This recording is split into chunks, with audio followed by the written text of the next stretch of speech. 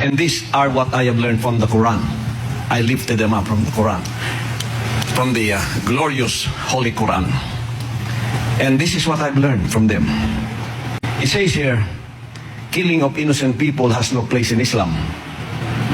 Listen, murder is strictly forbidden in the Quran.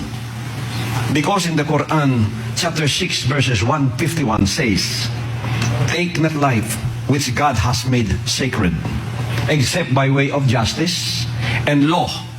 Thus does He command you that you may learn wisdom." Holy Quran, chapter 6, verse 151. And in the hadith, it states, whoever kills a mu'ahid, or a non-combatant, innocent non-Muslims, will not smell the scent of paradise. Bukhari. The hadith says, whoever kills a mu'ahid, meaning a non-combatant, innocent non-Muslims, will not smell the scent of paradise. Bukhari. And in the Quran says, there is no compulsion in religion. You cannot be forced to take religion or to believe in religion. The right way has become distinct from error. Surah Al-Baqarah, chapter 2, verse 256. In the Islamic law forbids aggressive warfare. The Quran says, but if the enemy is inclined towards peace, do you also incline towards peace and trust in God? For He is the one who hears and knows all things.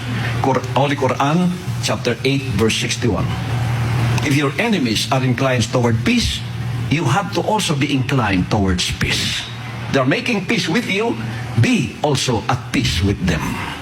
According to the Sunni tradition, Abu Bakr al-Siddiq, the first caliph, gave these instructions to his armies, and I quote, "I instruct you in 10 matters," he said. "Do not kill women, children, the old, or the infirm. Do not cut down fruit-bearing trees. Do not destroy any town." Malik's Muwatta, Kitab al-Jihad. That's from the first caliph.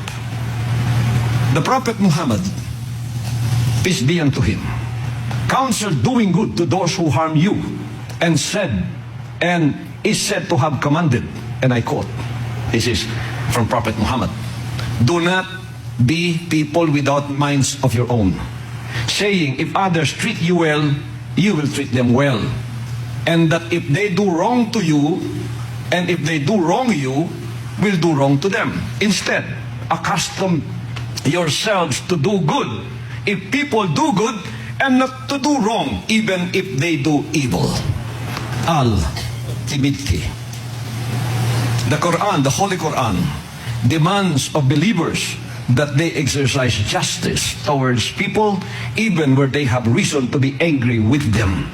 And do not let the hatred of a people prevent you from being just. Be just, that is nearer to righteousness.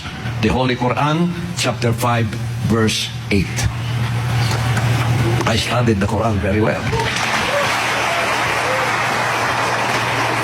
I respect our Muslim brothers as I respect the Jew, because they are both our brothers also, because we are also children of Abraham by faith, not by biological descendancy, but we are also children of Abraham by faith. Amen. Spiritually, we are all brothers and sisters. There is no time for us to hate. The world is just our staging point for the eternal life to come. Because if each one of us will be assigned a planet. There's so many planets up above. And one is called planet Earth.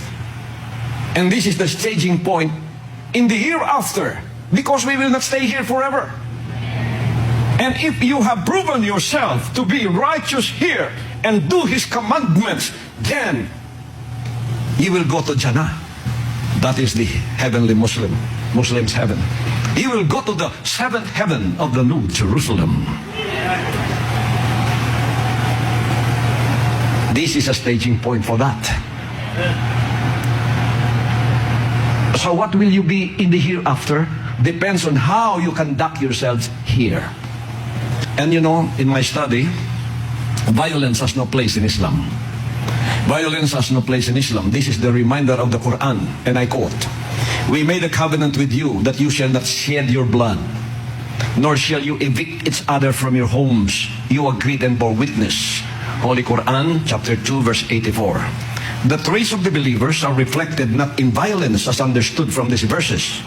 They, and I quote, "They avoid gross sins and vice, and when angered, they forgive. They respond to their Lord by observing prayers or salat. Their affairs are decided after due consultations among themselves, and from our provisions to them they give to charity. When gross injustice befalls them, they stand up for their rights. Although the just requital for an injustice is an equivalent retribution. Those who pardon and maintain righteousness are rewarded by God. He does love the unjust. He does not love the unjust. Certainly, those who stand up for the rights when injustice befalls them are not committing any error. The wrong ones are those who treat the people unjustly and resort to aggression without provocation. These have incurred a painful retribution. Resorting to patience and forgiveness reflects a true strength of character. In the Holy Quran, chapter 42, verses 37 to 43. Innocent people are victims of violence. Killing innocent people is prohibited and condemned. Holy Quran, chapter 17, verse 33, chapter 6, verse 151, and chapter 25, verse 68. One such verse states, and I quote, "You shall not kill any person, for God has made life sacred, except in the course of justice. If one is killed unjustly, when we give his heir authority to enforce justice, thus he shall not exceed the limits in avenging the murder. He will be helped."